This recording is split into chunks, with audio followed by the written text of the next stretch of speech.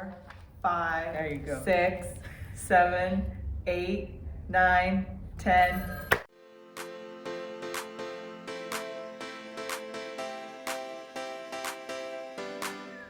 Hi guys. Hi guys. Welcome to a book haul. haul. I shouldn't say another one because we haven't done one lately. We have been so busy that we can get the books processed and get them out for final processing over at Cluson and get them back and on the shelf, and that's about it. It's a lot, but that's good. We've had a lot of things going on here. Oh yeah, so many things that we don't have time to do. We don't have time to do the fun stuff we want to do.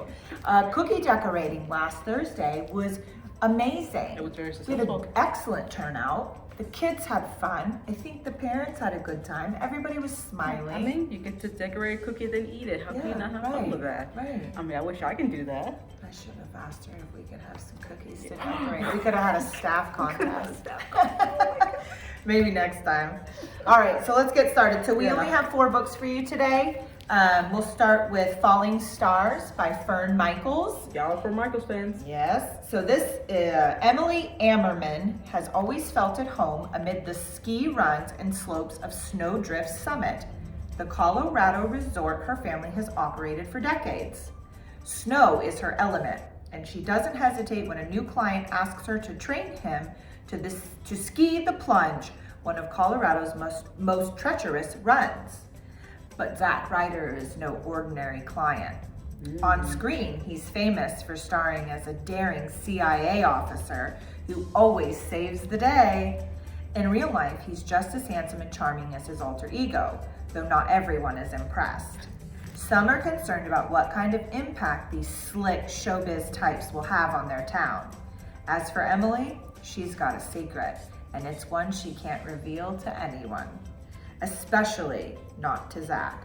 She's his biggest fan. But she's also a professional. She'll train him till he's ready to tackle any slope, but she won't fall in love with him the way so many others have. Still, not everything in life can be planned, and sometimes, no matter how hard you try, you just can't help but fall. So is this like a romance book again? Of course. Of course. I have a theory. What's your theory? Well, my theory is that they absolutely fall in love, and she might be, I think the secret she's hiding is perhaps that she's pregnant. Maybe. I don't know. I'm just speculating here. Okay. Well, my speculation was that maybe they did have a secret relationship or a hookup, you could say. And she's got a child by him, and now they're back together, and she's teaching him to ski, and something like that. Maybe he's doesn't gonna remember find her. out about the baby, Yeah, or like the maybe child. You know the old cliche. They did it one time, and then the guy forgot who they were, or That's called a one-night stand. was it? Call a spade. So you think that's what happened? They I had a think so. one-night stand, I think a so. child resulted, Mhm. they parted ways, now life has brought them back together, That's and what he's I gonna think. find out that potentially he has a child. All right, so you got 2 scenarios Yeah, 2 here, scenarios. guys. We're probably totally off on both of them. Yeah, because we were wrong. In a certain book that we were so We're wrong 90% of the time. All right, so that was Falling Stars by Fern Michaels, and that is not in a series. I know a lot of her books are in series, but that particular one was a standalone. Standalone? Yep. Oh, okay, standalone. All right, so this is The Orchard by Beverly Lewis. I know we've got some Beverly Lewis fans out there. Oh yeah. For generations, Ellie Hostetler's family has tended their Lancaster County orchard, a tradition her twin brother Evan will someday continue. Yet when Evan's draft number is called up in the lottery for the Vietnam War, the family is shocked to learn he has not sought conscientious objector status, despite their old order Amish belief and non-resistance. The faraway war that has caused so much turmoil and grief among their English neighbors threatens too close to home. As Evan departs for boot camp, Ellie confides her disappointment to Saul, the brother of her best friend and cousin to her new beau, Menno. In contrast to Evan, Saul is a conscientious objector. Despite Ellie's attraction to Menno, she finds herself drawn to Saul's steady presence as they work together in the orchard. Suddenly, it feels as if everything in Ellie's world is shifting, and the plans she held so dear seem increasingly uncertain. Can she and her family find the courage to face a future unlike any they could have imagined? I don't read a lot of Amish books, but I do like these Amish books. Kind of sounds like old Saul and Ellie might be who runs the orchard. If brother's getting shipped off overseas, you know, it might be this is who runs the orchard for the family.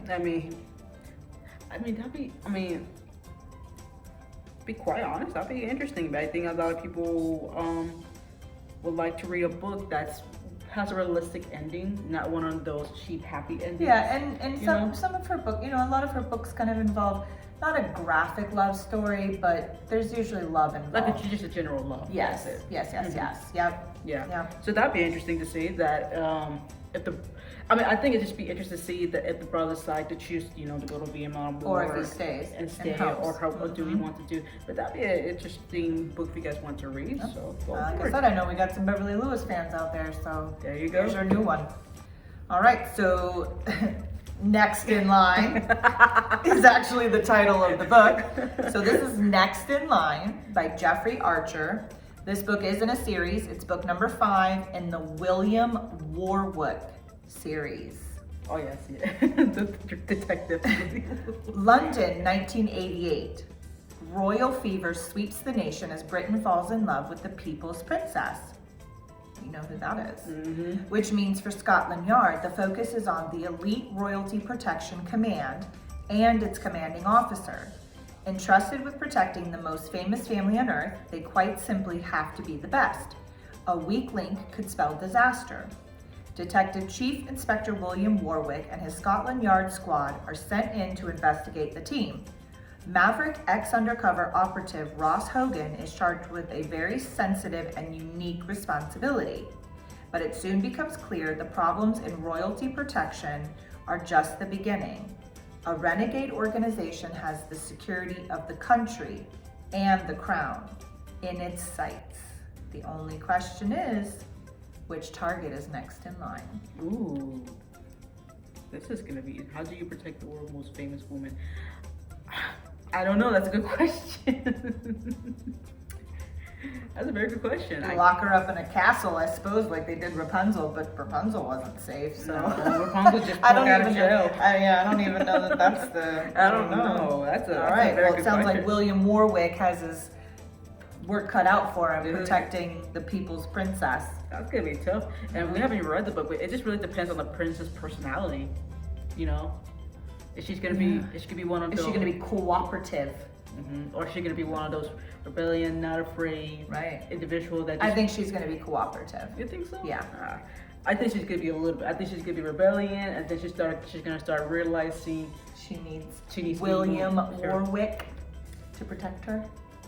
That's what William Warwick and the princess don't fall in love. That's one thing. That'd be bad. That would be an interesting way. All right. The last one we have for you is Treasure State by C.J. Box, and this is also in a series. This is book 6 in the Cody Hoyt and Cassie Duell series. Investigator Cassie Duell is headed to Anaconda, Montana, in search of a slippery con man who has disappeared somewhere in the Treasure State.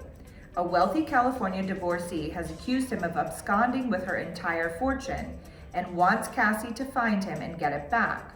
But Anaconda, a quirky former copper mining town, is the perfect place to reinvent yourself. And as the case develops, Cassie begins to wonder if her client is telling her everything.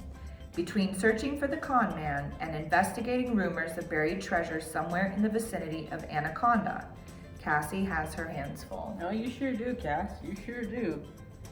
I'm serious. I feel bad for these lawyers. They gotta take. My guess is the client isn't telling Cassie the whole truth and nothing but the truth. That's even hard. Don't lie to your lawyers, guys. Just be honest. You know, it's easier to tell the truth. Maybe not in the moment.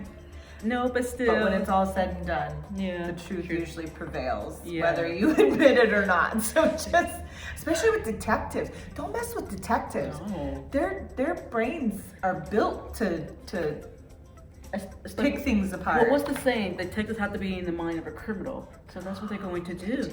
They Absolutely. They have to to. think like criminals. They have to think like criminals. That's why they caught a lot of famous That's so true. criminals. So don't ever do That's so that. true. Don't lie to your lawyer. There's some things that make sense now. There's- That you just said that. Really? Just a few things. I watched too much Silence of the Lamb. Watch too many murder mysteries, Datelines, NBCs, and all that. That's Well, funny. technically Netflix now, but Yeah. still. All right, guys. So we have lots of books that are going to continue to roll in. We have your late October releases that will be moving in here shortly. Oh, yes.